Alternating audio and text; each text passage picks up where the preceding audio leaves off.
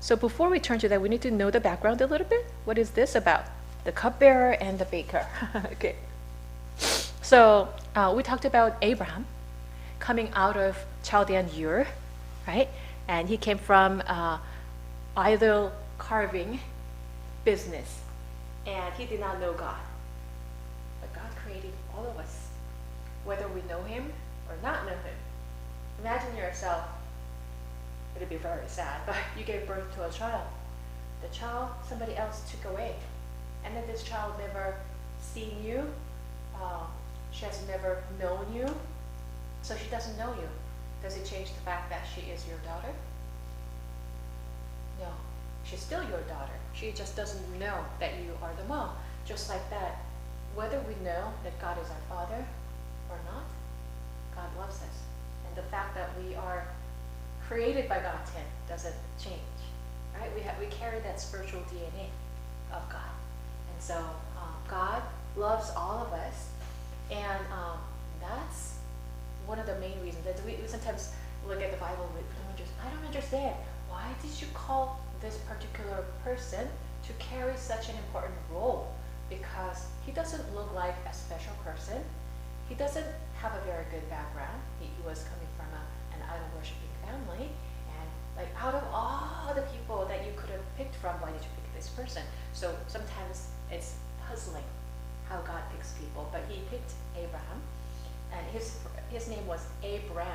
And his wife's name was Sarai. But later, they receive H in the midst of, like, we talked about the fact that he, responded to God's call, the only requirement. Because, you don't have to be smart, you don't have to come from a good background, you don't have to meet certain standards. You only need to say yes to the Lord. And when God called Abraham at the age of 75, I will make you a blessing, come follow me, come follow me.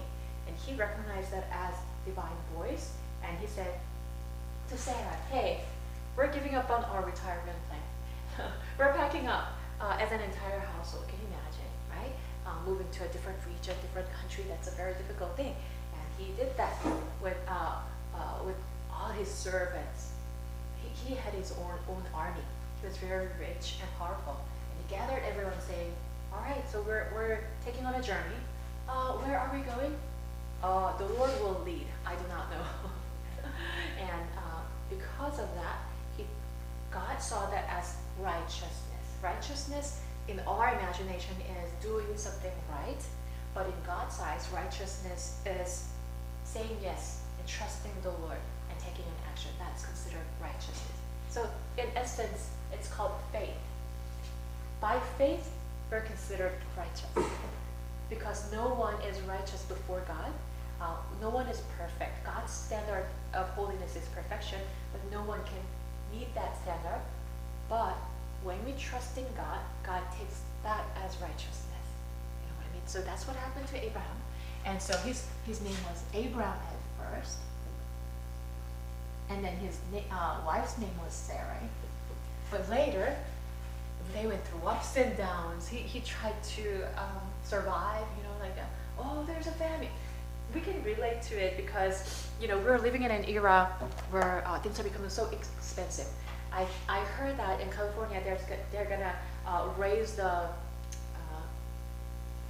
minimum wage again. So minimum wage went from like $12.50 to $13.50 to $17.50 to $19.50. Okay, so what happens when the minimum wage rises? Of course, people need that income because it's so hard to live. You have to pay the rent, you have to pay for groceries and your children's education and everything.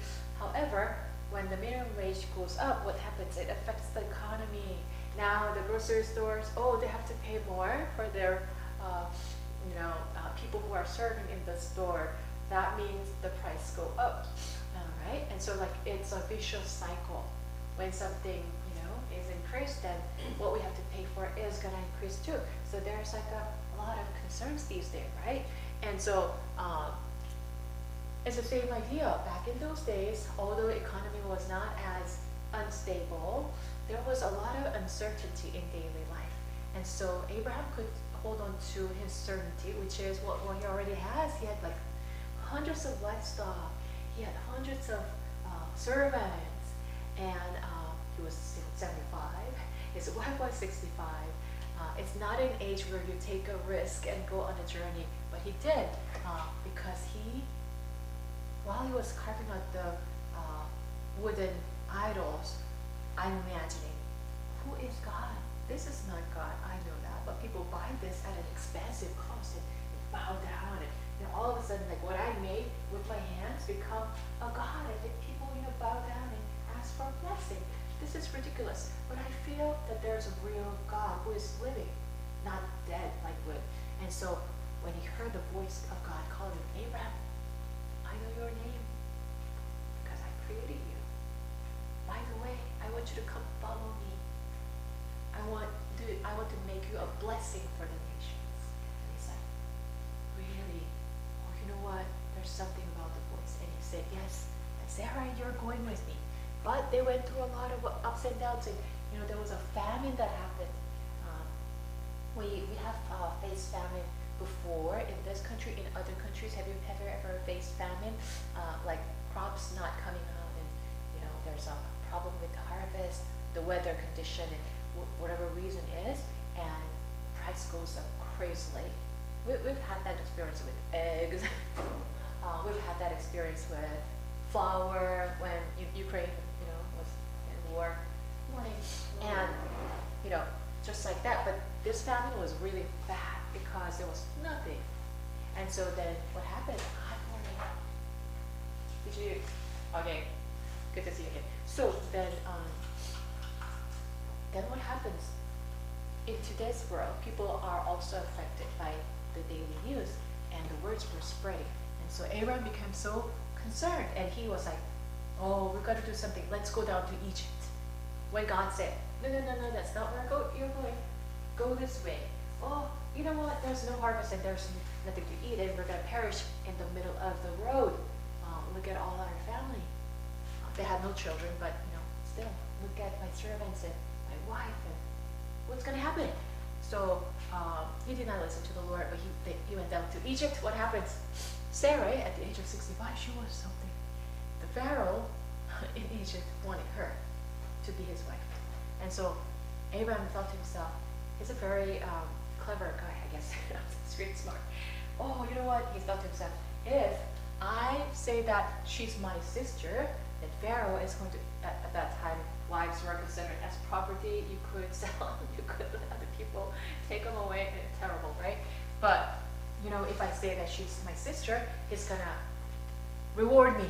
Oh, give me your sister. Here's your reward. And I'll be treated nicely. Versus if I say Sarah is my wife, he's gonna kill me to take her.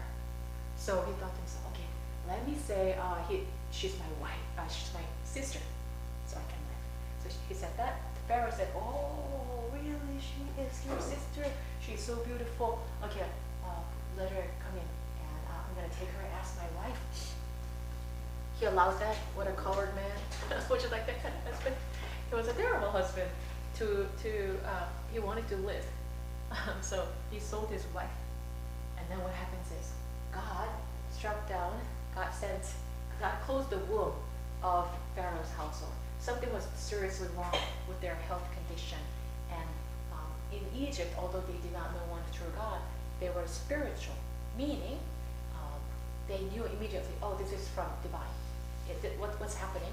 Closing of all the wombs, this sickness in the Pharaoh's household, royal family, is from God. There's something wrong. You can find out the reason. Oh, it's ever since Abraham came. Oh, what happened? And they figured out, they were able to find out that because of Sarah, taken into royal palace, as Pharaoh's wife, when she was supposed to be, apparently she was treated like a property and slave, right? But then, actually God had a plan. God treats everyone equally. He has a plan of Sarah becoming the blessing of the mother of faith. Mother of faith. And father of faith. You know what I mean? But, so then if Pharaoh takes her, what happens? Oh, no longer mother of faith. Without mother of faith, the father of faith cannot give birth to Isaac, the promised child. What's going to happen? The whole plan is messed up. So then God stopped this from happening. He closed the womb of all the Pharaoh's household. You can't do this because you're going to mess up my plan. So then they found out. And why did you lie to me? Why did you say she's your sister, that I take her away? Okay, get out. Get out right now. So when they were kicked out, Pharaoh actually rewarded him with all kinds of livestock again, like all kinds of goods to please his God. Please, okay, don't give us any more curses. Okay, just leave. So they left. So Abraham was not a man of faith at the beginning. He was shaken. What he said. So he had, action of faith and action of doubts. Action of faith was, yes, Lord, I'm going to go with you. I'm going to trust. I'm going to follow you. That was wonderful. But on the other hand, he tried to run for his life by selling his own wife. That's action of doubt, right? Relying on his own self. So then, he went through ups and downs like that so many times, and we may go through ups and downs like that, even if we have a relationship with God. But what do we need to do? Look at the Hall of Faith. Look at all the biblical figures. We need to turn to the Word of God and see how they responded to God's call, how they walked on the faith journey. We need to follow that example. We need to take that as an example. And is that part of reason for studying history, to learn and not to make the same mistakes, and to be able to have that insight where the world is going, right? So, ups and downs, God did not give up on Abraham. There were times when he was so disappointing, but God never said you're so disappointing. So he took a hold of it. Finally, they had a child called Isaac, which means laughter, because Sarah, because she became like 99 years of age. And they're like, okay, we're about to die, Lord. You see that, right? And you say that next year I'm going to have a child. She laughed. And then that same angel said, Sarah, why are you laughing? Oh, I did not laugh. Yes, she did. All right. But later on, when she actually gave birth to Isaac, she was so overjoyed. This is a miracle. Absolutely a miracle. And God really fulfilled his promise. Now I see how good he is, how faithful he is. And she laughed out of joy. And his name is Isaac. Laughter of joy. So that's their story. And then Abraham and Sarah had Isaac. Isaac got married to Rebecca. Okay. Rebecca. And then they had 2 children. What were their names? Esau and Jacob. We talked about what happened to Esau and Jacob. Esau was a brave young man who loved hunting. He was outgoing, and he was very much loved by Isaac because they were twins, and he came out first. He was number 1. 5 minutes later, Jacob came out because so because of that, he's number 2. Isaac loved Esau, Rebecca loved Jacob. And so what happens is that even in the mother's womb, they were fighting. And there was a prophetic word by a spiritual person, prophet. The older will serve the younger. What does that mean? Okay, so they grew up, they were born, they were told that story, and nothing is happening. Okay, he's still the first son. He's still, he's kind of a spoiled child because he's so loved, right? And then Jacob thinks to himself, okay, God talked about, I heard from my parents, God is going to make us a blessing for the nations. What does that mean? Nothing is happening. Oh, it sounds like a great plan of God. I want to be part of that plan, but I don't know how to do. But it looks like I've got to be the first son in order to carry that mission, because the mission goes through the first son. And so he tried to take his birthright by deceiving. Oh, don't trust God and try to take it by force, what happens? It gets so messy. He found out, he tried to kill Jacob. He ran for his life. Jacob ran away. He lost entire family, and he was taken into slavery by the Midianite merchants. And so he was sold into slavery. Now, well, sorry, not that.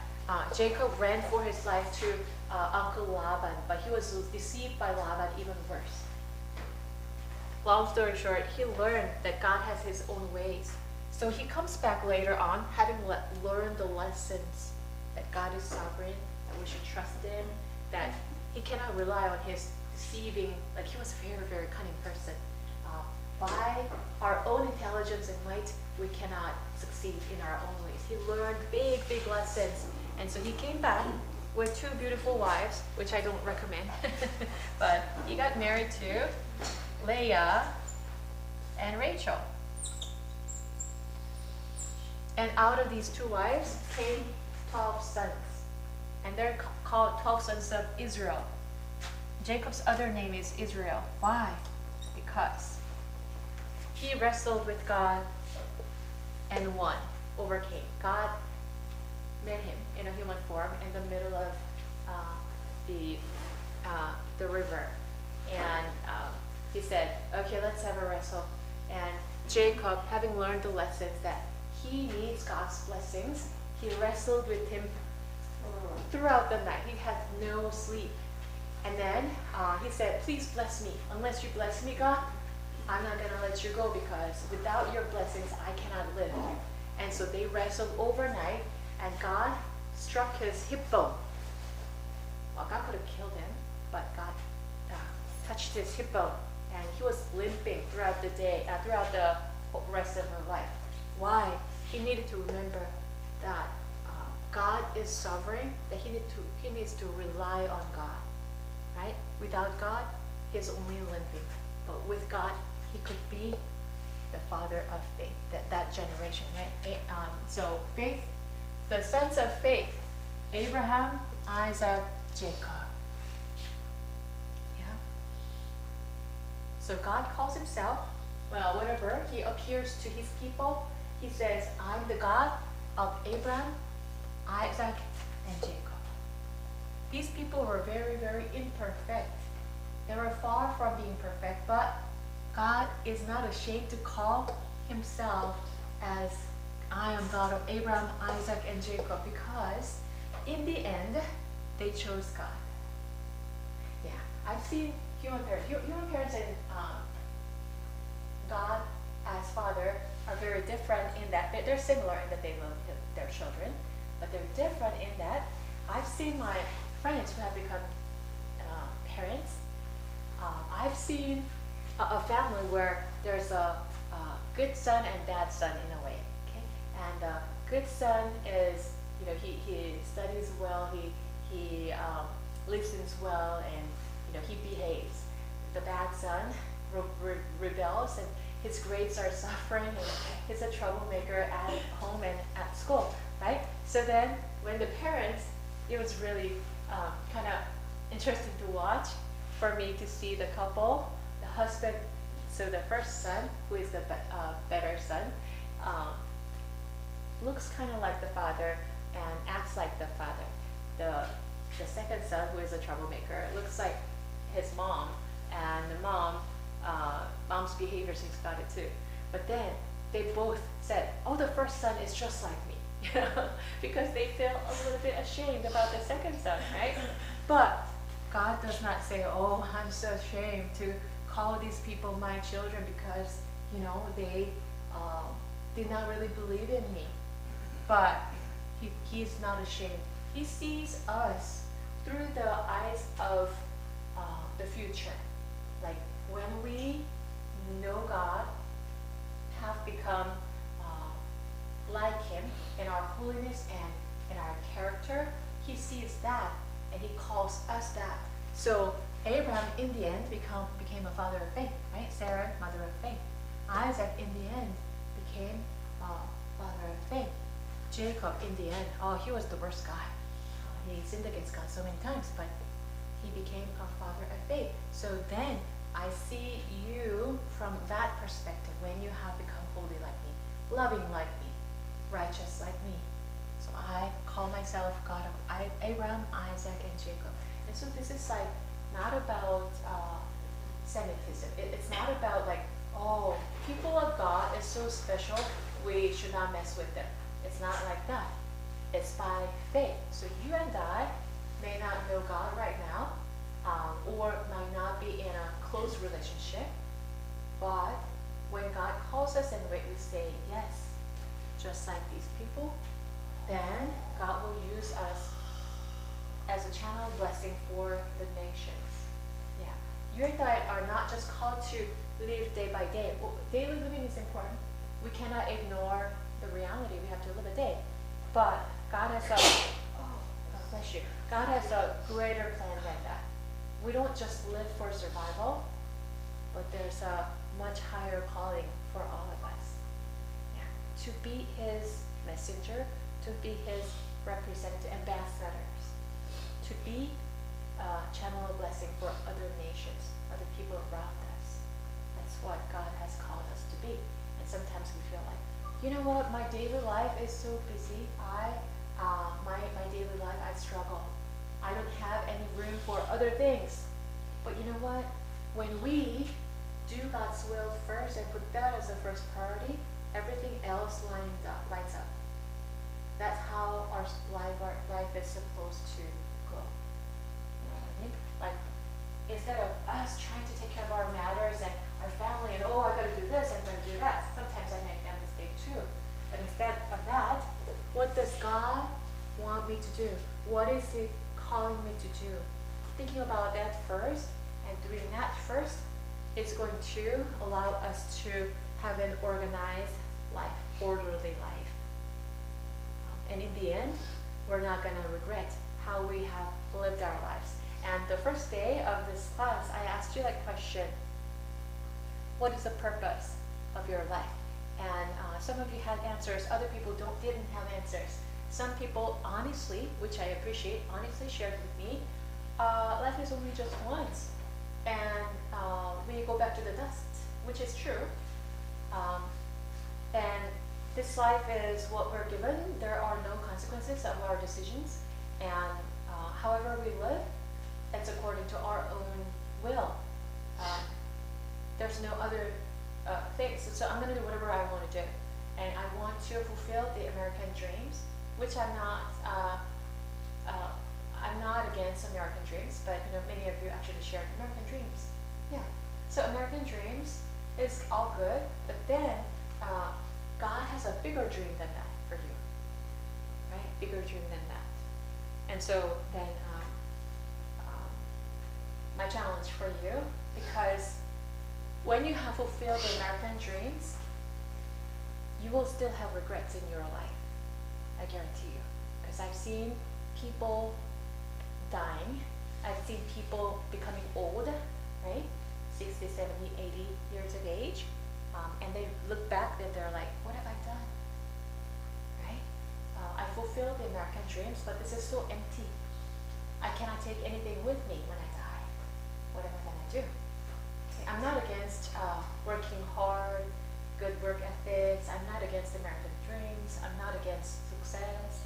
But in the end, what is life about? I think we need to ask that question. And God has laid out the answer already in the Bible. And He's teaching us how to live a life that is not regretful. Yeah. Yep. So that's the background. Jacob had 12 sons. And out of the 12 sons, Joseph was second to last.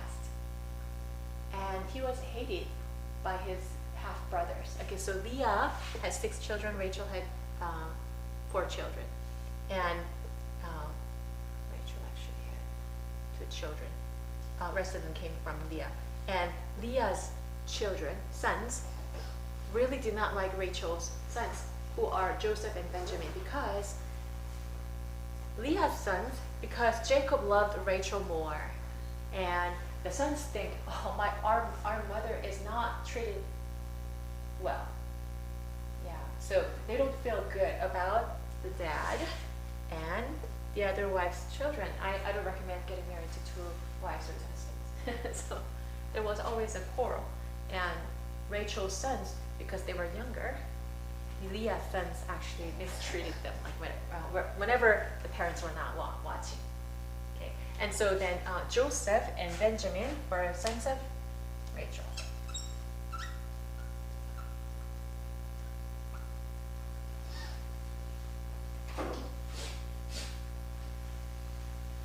Joseph was given special abilities. Joseph was born with ability to dream and prophesy.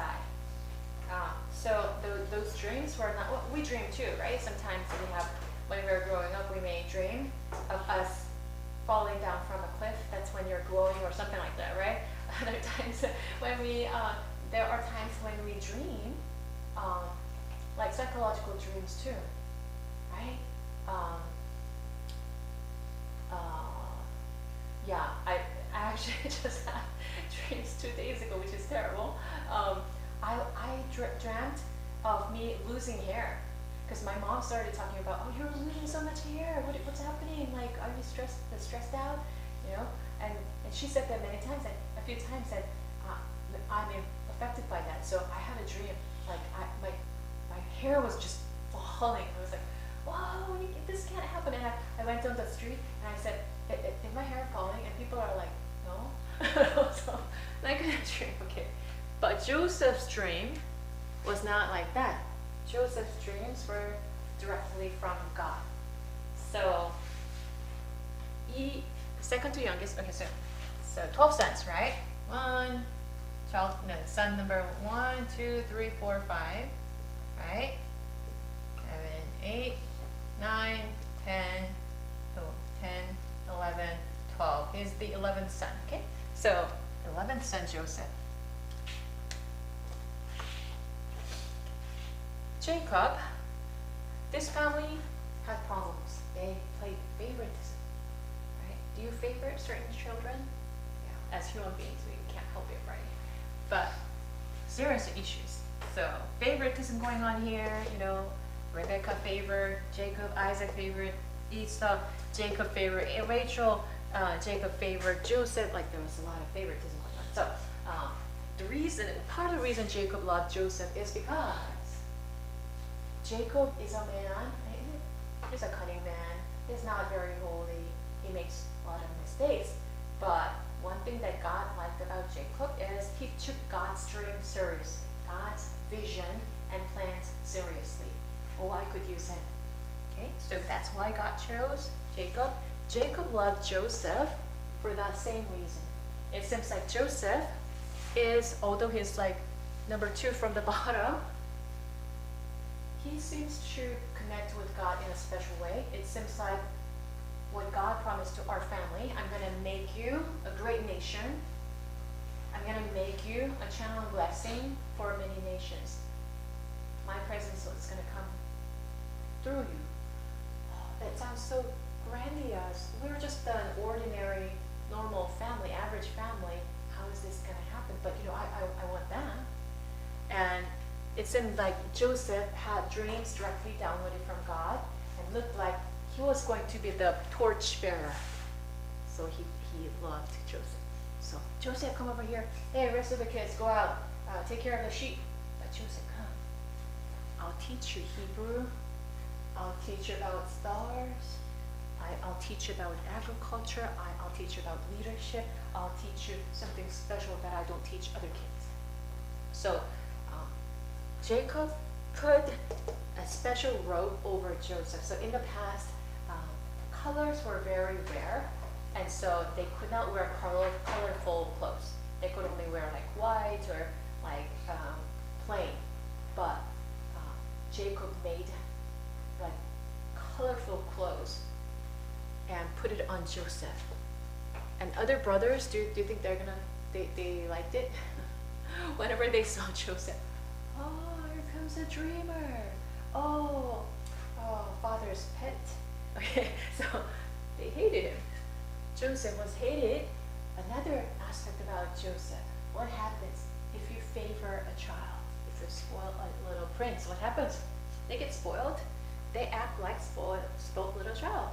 And it's not very lovely, right? Joseph went to the field and watched the brothers working hard, and he reported bad news. He came back and, oh, Dad and Mom, so-and-so is doing this, so-and-so is doing that, they're not doing well, like you should scold them. Who likes that? So the brothers, especially half-brothers, burned against him in anger. They tried to get rid of him. Let's get rid of Joseph. He's such a bother. Without him, maybe Jacob, our father, is going to treat us more nicely. So they actually sold Joseph in the hands of Midianite merchants. At the time, like, you could be sold as a slave. He was sold as a slave. But God was with him, although he's a spoiled little child.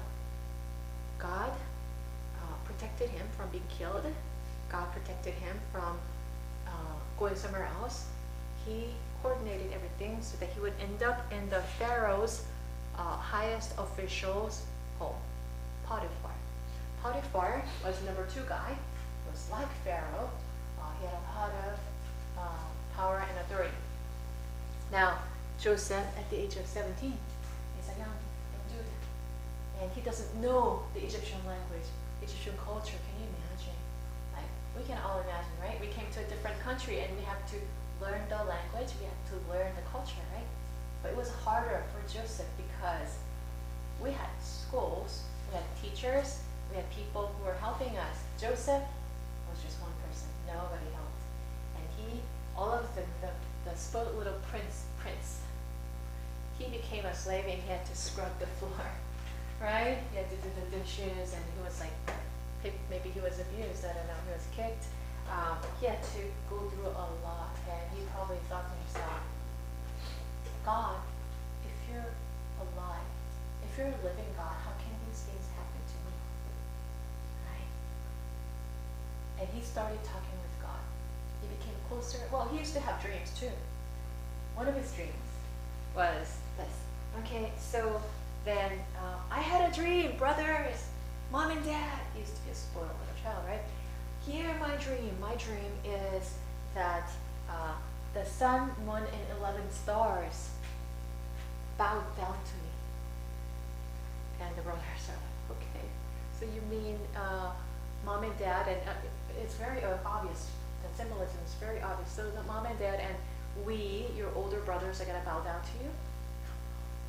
Look what he's saying. Like, get rid of him. Okay, so another day, he is very unwise. Next day he comes out, hey brothers and Mom and Dad, hear my dream. I had a dream.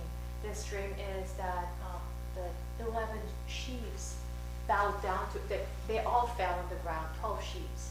And one sheaf stood up and became really big. 11 sheaves actually bowed down to the big sheep. So you mean that we older brothers are going to bow down to you? We need to get rid of him. Like, he's becoming worse and worse. So that's another reason he was gotten rid of. But those dreams actually came from God, because God had a plan to make him a greatest among all the brothers. But he could not make him the greatest because he was so spoiled and he was so proud. He was so unwise. He was a spoiled little child. He didn't know anything about taking care of other people, ruling, or he was so not equipped. So God couldn't use him the way he was. And he became a slave, scrubbing the floor. And even Potiphar, okay? So Potiphar, the powerful guy, right, his master in Egypt, Potiphar had a very, very impure wife.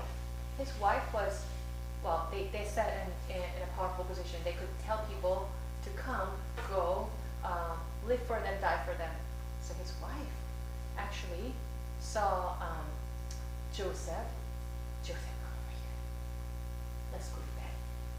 And Joseph said, no, my God is living God. But can you imagine? Because Joseph was in his 20s, late 20s or whatever, and he He was lonely, right? He was one Hebrew slave in the entire nation or entire household, right? And there was no friend, right? He's single. Uh, he couldn't get married and all that stuff. Then what happens is that when Potiphar's wife actually said, "Come," he could have been shaken because maybe this is the only way I can get out of my slave status. He could have done that, but he said, "No, my God, the one true God, I live by His laws. He hates it when I commit adultery." Potiphar, although he's an Egyptian and I'm a Hebrew, right? I still am faithful to that foreign master. Because Joseph, although he was a slave, he was scrubbing the floor, he didn't know the language, God gave him the gift. The Spirit of God was with him. So he learned the language so fast. He mastered all the work in the household. So from the bottom of the status, he became the chief slave very quickly because God was with him. And everyone could see, although Joseph was only a slave, they could see whatever he does, it goes well. Whatever he does prospers. And what's going on? Something is with him. And then they observed him, and finally they came to a conclusion. Oh, he prays daily. We saw him, and then his behaviors are different because he lives like somebody's watching. And that somebody is his God. So because of his God, he's so blessed. People saw that. Even Potiphar saw that, his master, right? So Potiphar decided, he observed him so carefully. Okay, this man, he is faithful, he is honest, I can trust him. So I'm gonna just let him take care of everything. Like I don't have to do anything. And so Bible says he only cared about what was on his table, like the food was on the table. Everything else he entrusted into Joseph's care. So Joseph was actually in charge of everything. So even in slavery, when God is with you, then blessings follow. People see that there's something special about you. And that's how the doors are open. So Joseph became the number 2 guy in the household. Now Potiphar's wife saying, "Come, slave. If you don't come, I'm going to kill you off. Come, slave," right? And Joseph was lonely. And maybe that was the only way out. So he could have said yes, but he said, "My God is watching, and I lived up to this day according to God's will. I cannot do what you are telling me to do." But daily, every single day, she was very persistent. "Come, slave." And so there was one day, she told everyone to leave. There was no one in the house. And Joseph was the only one. Joseph, come over here. So she grabbed him. Joseph was like, "No, my God is watching." And she said, "Just come." And she grabbed onto his robe, so his cloak, right? Like this. And then Joseph actually took his body out of the garment. He ran for his life. And then at that time, Potiphar's wife, very cunning and evil person, she screamed, "Everyone, come inside! That slave tried to rape me." So everyone came, and they saw that she had his garment, right? And he ran out half naked, and okay, here's the proof, right? So Potiphar he was so puzzled. He knew Joseph. He observed. He's an older person, experienced person. When I see a person, I know what kind of person this is.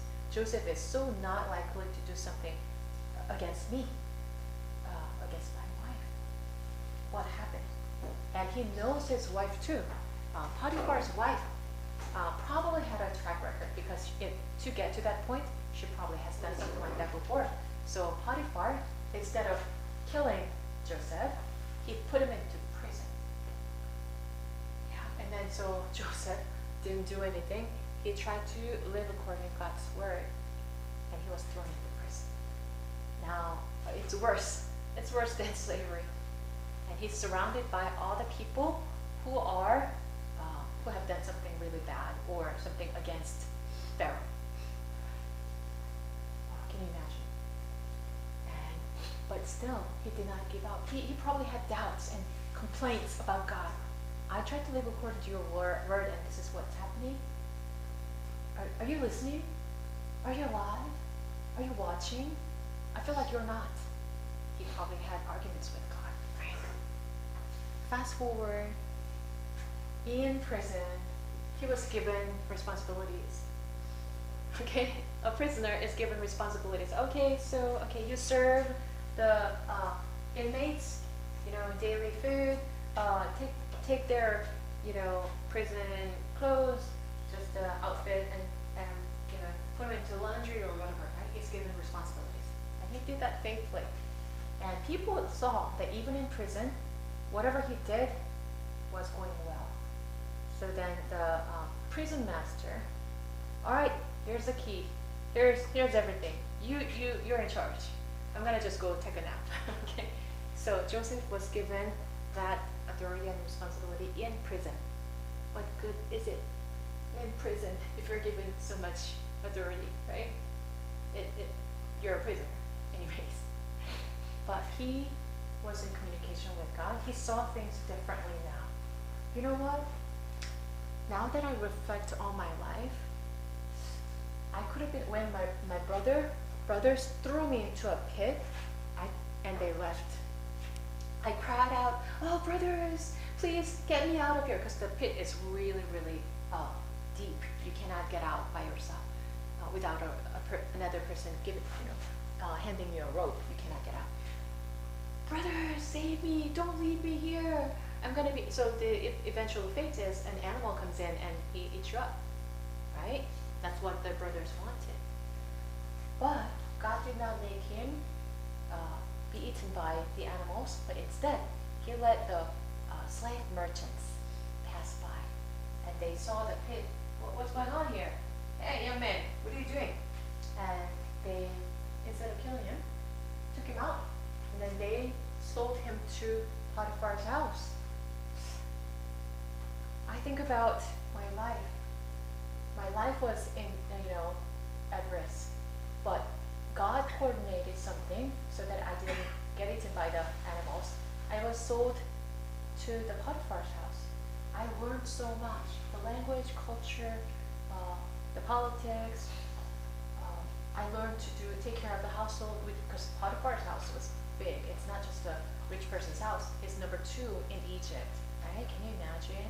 You're managing a castle, basically, right?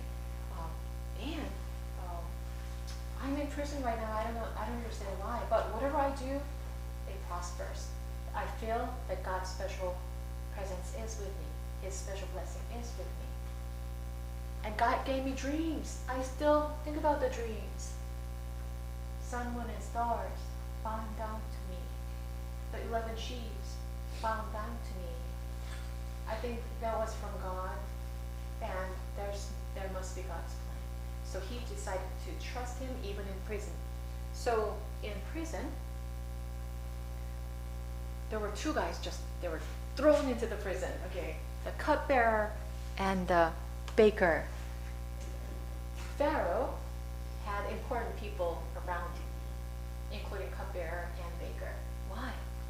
Because the cupbearer, every meal, cupbearer comes and taste the food and drink the cup before Pharaoh, because Pharaoh could be poisoned to death, right?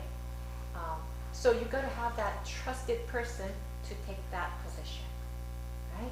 Baker, the same. So bless you. So unless you're well trusted, you're not gonna be in that position. So cupbearer and baker were powerful people, believe it or not, and they did something to anger Pharaoh, and Pharaoh said, "Put him into prison." So they're thrown into prison right now, and see what happens. Cherry, would you be able to read for us chapter 40, verses just up to the bottom, verse 6. Yeah. Oh, scroll up. Yeah. Okay. I will do that.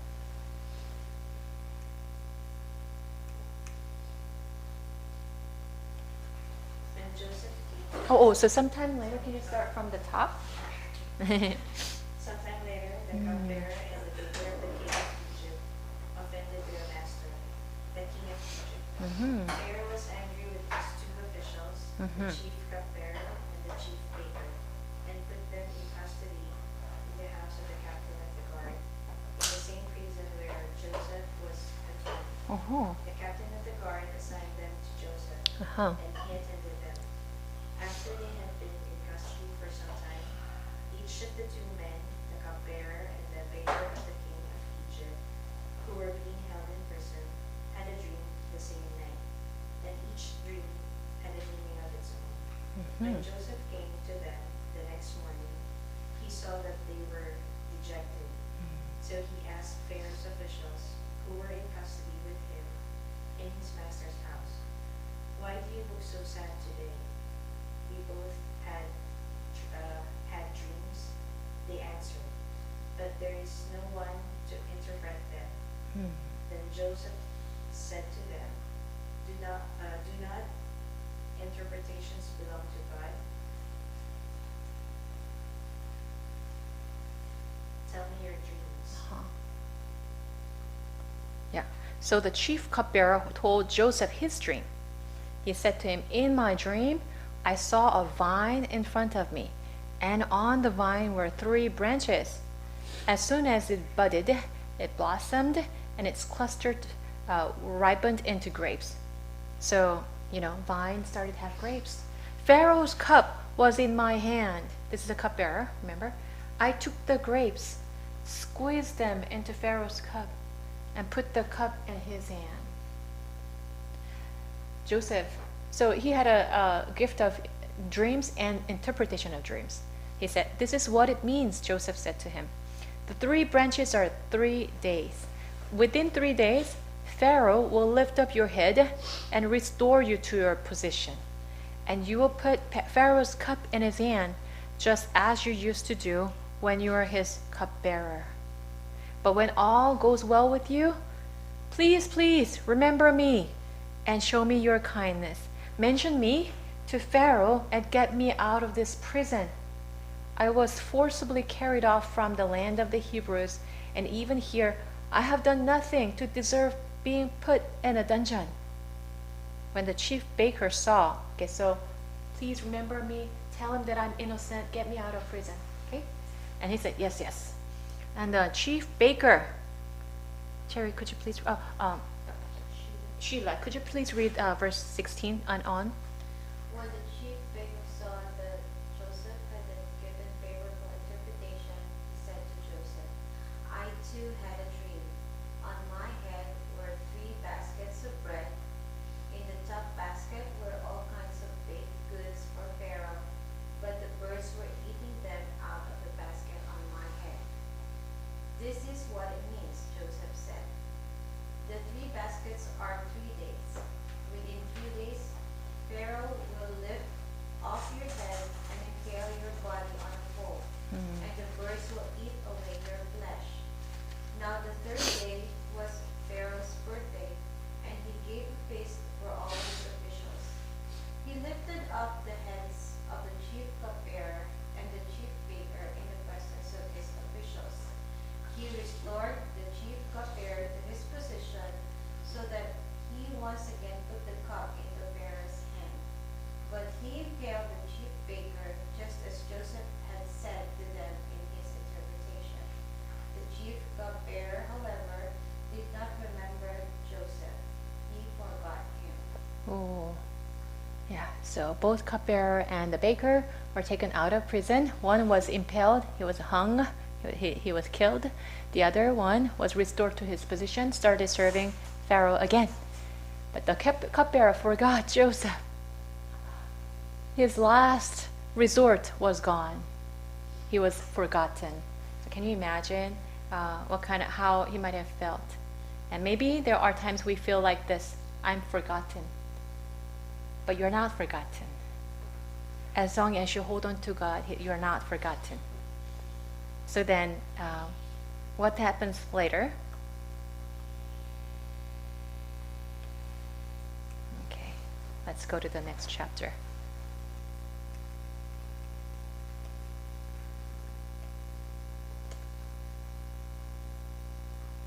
Pharaoh. Okay, so we're talking about like a spiritual family, right? Pharaoh had dreams, all right? So for 2 years, nothing happened. He was still in prison. Prison was not as pleasant as like present day prison. No, like it was gross.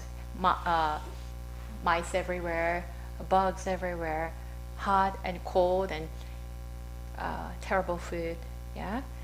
Terrible mistreatment. Prison is where people died often, right? 2 years passed. All right, so could you, what's your name again? Han. Can you read, please? Is that too small?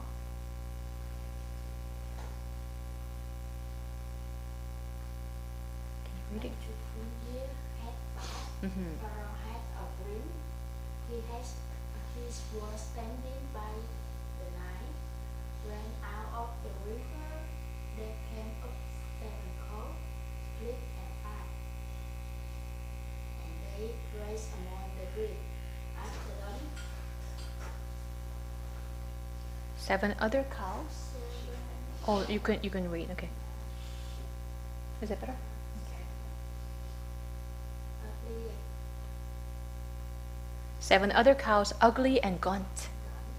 came up out of the Nile and stood beside those on the riverbank. And the cows that were ugly and gold,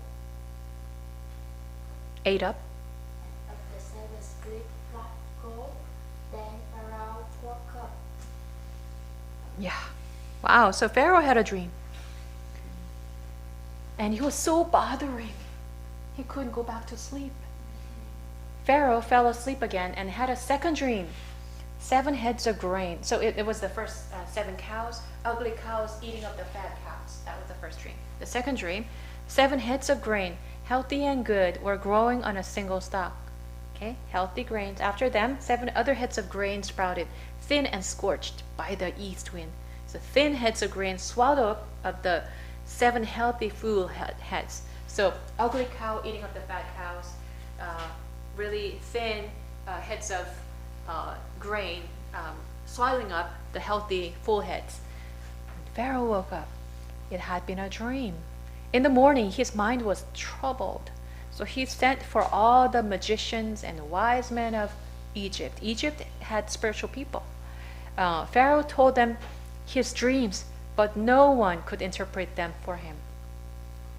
Then the chief cupbearer said to Pharaoh, "Today I am reminded of my shortcomings.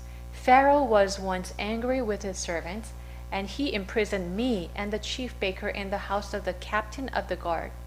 Each of us had a dream the same night, and each dream had a meaning of its own. Now, a young Hebrew was there with us, a servant of the captain of the guard. We told him our dreams, and he interpreted them for us, giving each man the interpretation of his dream, and things turned out exactly as he interpreted them for us. I was restored to my position, and the other man was impaled." So Pharaoh sent for Joseph, and he was quickly brought from the dungeon. When he had shaved and changed his clothes, can you imagine, in prison, no shaving. He looked like a homeless brother. He came before Pharaoh after shaving and changing his clothes. Like Pharaoh said to Joseph, "I had a dream, and no one can interpret it, but I have heard it said of you that you hear a dream, you can interpret it." Joseph, "I cannot do it," Joseph replied to Pharaoh, "but God will give Pharaoh the answer he desires." Now he knows that God is the one who gives him the gift and power to interpret, that it was not by like, "Oh, I'm a special child, I'm the next prince," like that's gone now. I know that God can make me a slave. God can lift me up and stand before Pharaoh. I know that. So it's from God. The interpretation comes from God. Okay. Then Pharaoh said to Joseph, "In my dream, I was standing on the bank of the Nile, when out of the river there came 7 cows, fat and sleek. They grazed among the reeds. After them 7 other cows came up, scrawny and very ugly and lean. I had never seen such ugly cows in all the land of Egypt. The lean, ugly cows ate up the 7 fat cows that came up first. But even after they ate them, no one could tell that they had done so. They looked just as ugly as before. Then I woke up. In my dream, I saw 7 heads of grain, full and good, growing on a single stalk. After them, 7 other heads sprouted, withered and thin and scorched by the east wind. The thin heads of grain swallowed up the 7 good heads. I told this to the magicians, but none of them could explain to me. Then Joseph said to Pharaoh, "The dreams of Pharaoh are one and the same. God has revealed to Pharaoh what he's about to do. God is going to do this, and he's revealing that to you. So 7 good cows are 7 years. The 7 good heads of grain are 7 years. It is one and the same dream. The 7 lean, ugly cows that came up afterwards are 7 years. And so are the 7 worthless heads of grain scorched by the east wind. These are the 7 years of famine." You're going to have, okay, it is just as I said to Pharaoh. God has shown Pharaoh what he's about to do. 7 years of great abundance are coming throughout the land of Egypt, but 7 years of famine will follow them. Then all the abundance in Egypt will be forgotten, and the famine will ravage the land. The abundance in the land will not be remembered, because the famine that follows it will be so severe. The reason the dream was given to Pharaoh in 2 forms is that the matter has been firmly decided by God, and God will do it soon. And now, let Pharaoh look for a discerning. Okay, so this is, up to this is the interpretation of dreams. Now, his turn. Okay, for your own country's sake, although I'm a Hebrew, I'm not related to you. But this is how you're supposed to take care of this matter. He's coming up with the solution, right? He's a consultant now. And now let Pharaoh look for a discerning and wise man and put him in charge of the land of Egypt. Let Pharaoh appoint commissioners over the land to take 1/5 of the harvest each year during the abundant season of 7 years. Collect 1/5. Gather them. They should collect all the food of these good years that are coming and store up the grain under the authority of Pharaoh, to be kept in the cities for food. This food should be held in reserve for the country. Reserve for 7 years. To be used during the 7 years of famine that will come upon the Egypt, so that the country may not be ruined by famine. So 7 years of famine, you can't help it. But this is how you need to prepare. The plan seems good to Pharaoh and to all his officials. Wow, what a brilliant man. So Pharaoh asked him, "Can we find anyone like this man? One in whom is the Spirit of God?" Then Pharaoh said to Joseph, "Since God has made all this known to you, there's no one so discerning and wise as you. You shall be in charge of my palace, and all my people are to submit to your orders. Only with respect to the throne will I be greater than you." So Joseph became the prime minister. Like a few hours ago, he was a prisoner. Now he's the prime minister. So Pharaoh said to Joseph, "I hereby put you in charge of the whole land of Egypt." Then Pharaoh took his signet ring. You know, signet ring symbolizes kingship, right? And he took it out and put it on Joseph's finger. Okay, you have my authority now. He dressed him in robes of fine linen and put a gold chain around his neck. So remember, when he was little, he wore this colorful robe given by his dad. But that robe was taken away by his older brothers. And when he was thrown into the pit, his brothers actually ripped his colorful robe that they despised so much out of jealousy, and they put an animal's blood on it. They brought it to his father, saying, "Oh, Joseph was killed by an animal. We're sorry." And all this time, Jacob believed that Joseph was dead. Now, So 44. Then Pharaoh said to Joseph, "I'm Pharaoh, but without your word, no one will lift hand or foot in Egypt." Pharaoh gave Joseph the name Zephnath Paneah. Zephnath Paneah. That's the Egyptian name, right? Gave him Asenath, daughter of Potiphera, priest of On. So he picked one of the good families, priest families, and they did not know God, but still good family's daughter, and then gave him as wife, to be his wife. And Joseph went throughout the land of Egypt. Joseph was 30 years old when he entered the service of Pharaoh, king of Egypt. And Joseph went out from Pharaoh's presence and traveled throughout Egypt. He's not sitting there, okay, finally I became the prime minister, okay, come, okay, serve me. No, he went throughout Egypt. During the 7 years of abundance, the land produced plentifully. Joseph collected all the food. People have no idea, right?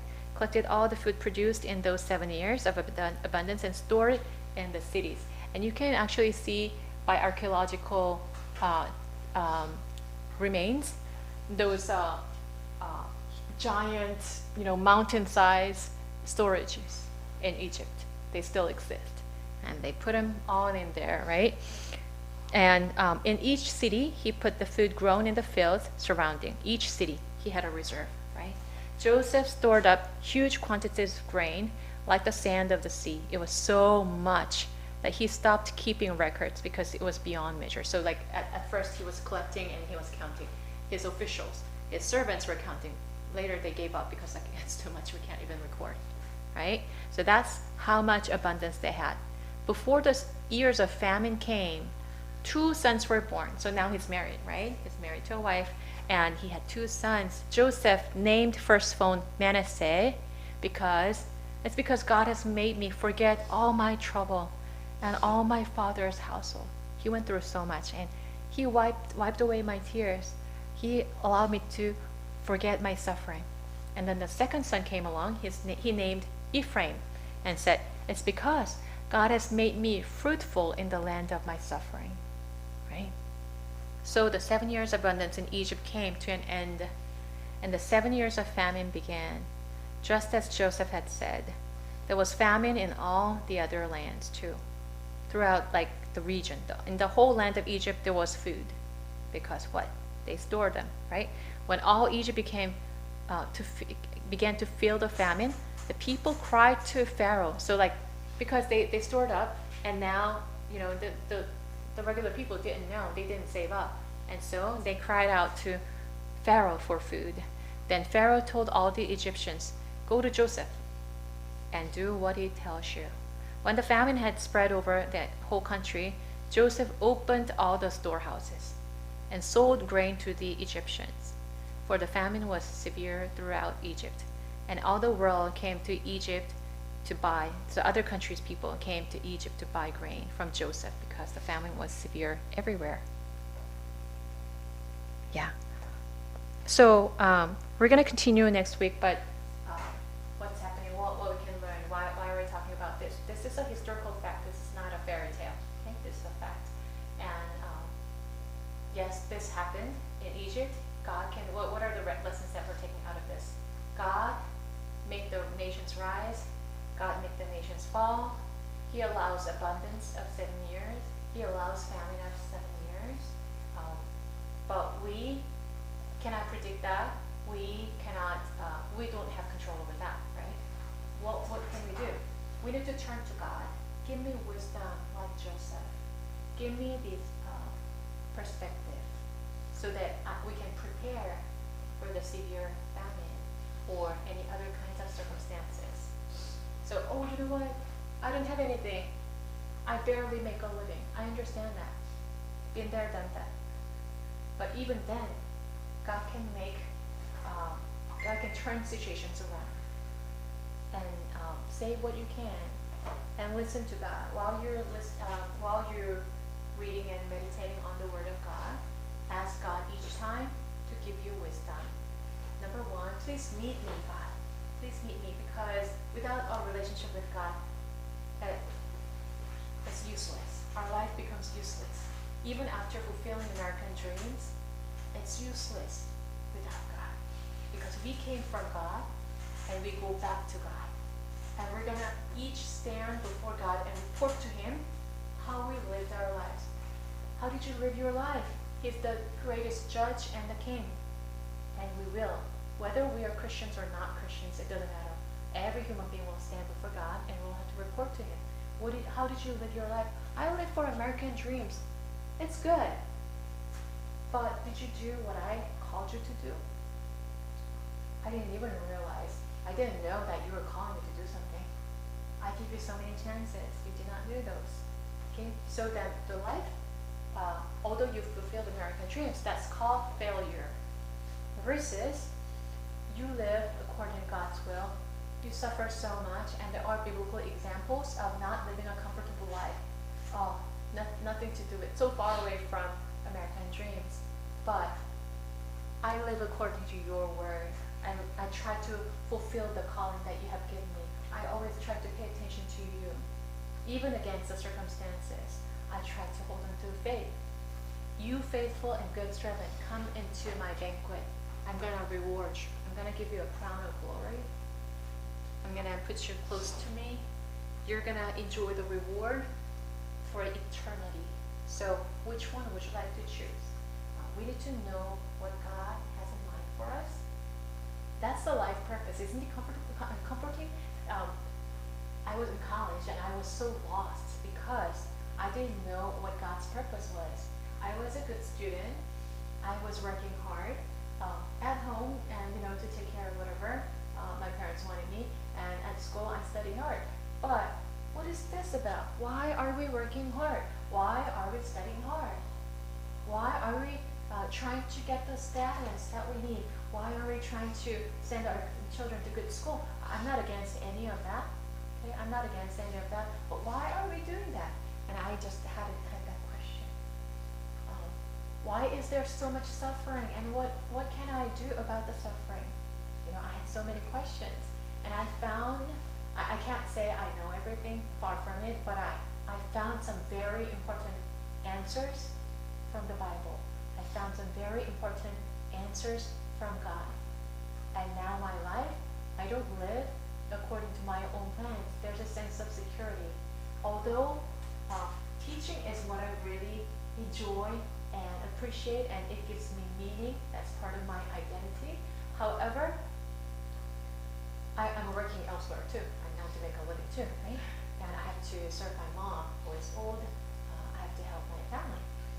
There's a lot going on. But why am I doing all of this? In the midst of everything going on, I need to remember God is my center. God is sovereign. He holds my life in His hands.